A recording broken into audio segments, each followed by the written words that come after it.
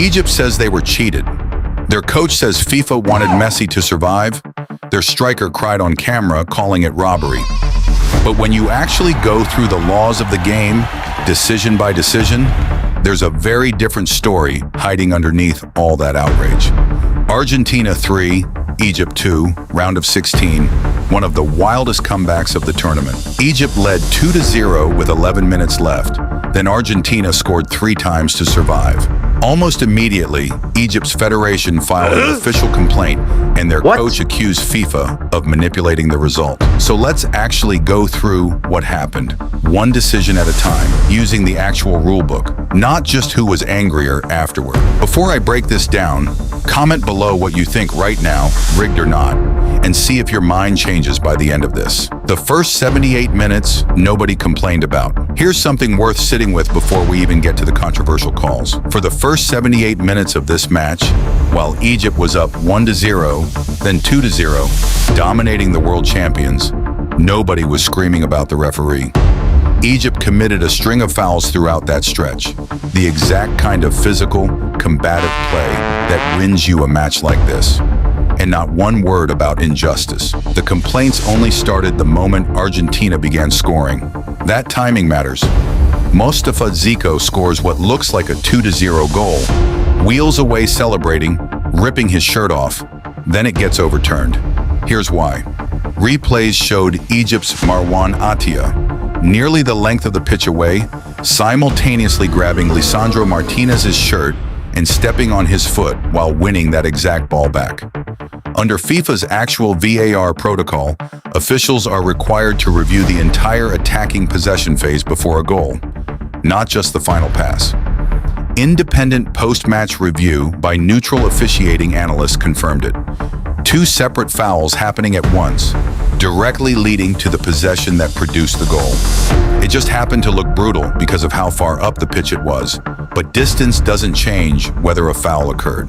Comment below, did you know officials are required to review the entire build-up to a goal, not just the final touch? I want to know how many of you caught that one. Then there's the moment everyone's actually talking about, the Salah penalty appeal, seconds before Argentina's winner. Watch the actual sequence back closely. Julian Alvarez gets a clean touch on the ball, taking it away from Salah before any real contact happens. Salah goes down, and here's the part worth noticing if you rewatch it. In that exact moment, there's no mass protest, no players surrounding the referee, no bench erupting. Argentina breaks forward. Enzo Fernandez scores. And it's only then, after the ball is already in the net, that the appeals and the fury actually start. That sequence of reactions tells you something. In real time, on the pitch, it didn't look like the stonewall penalty it became once the scoreline made it painful. FIFA's head of refereeing, Pierluigi Collina, addressed all of this directly and insisted officials are not being influenced by which team is involved, reigning champions or otherwise. His guidance to referees all tournament has been to let genuinely normal physical contact go to keep matches flowing. Egypt's own coach was booked afterward for making the FIFA-recognized signal for reporting racist abuse while arguing a football decision, which is its own separate controversy layered on top of this one. None of this makes Egypt's heartbreak any less real. They played the game of their lives, led the world champions for most of the second half, and watched it slip away in 13 brutal minutes. That kind of gut punch will make anyone look for someone to blame.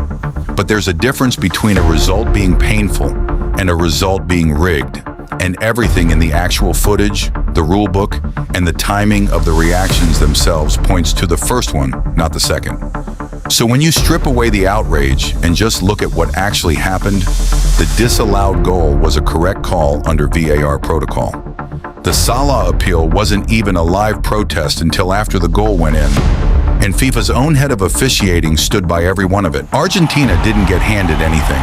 They got exactly what the rulebook and the tape says they earned. After seeing the actual breakdown, has your opinion changed at all? Comment below. I genuinely want to know who's switching sides. A brutal loss, a furious federation, and a rulebook that says the calls were right all along. Subscribe because this tournament isn't done sparking these debates.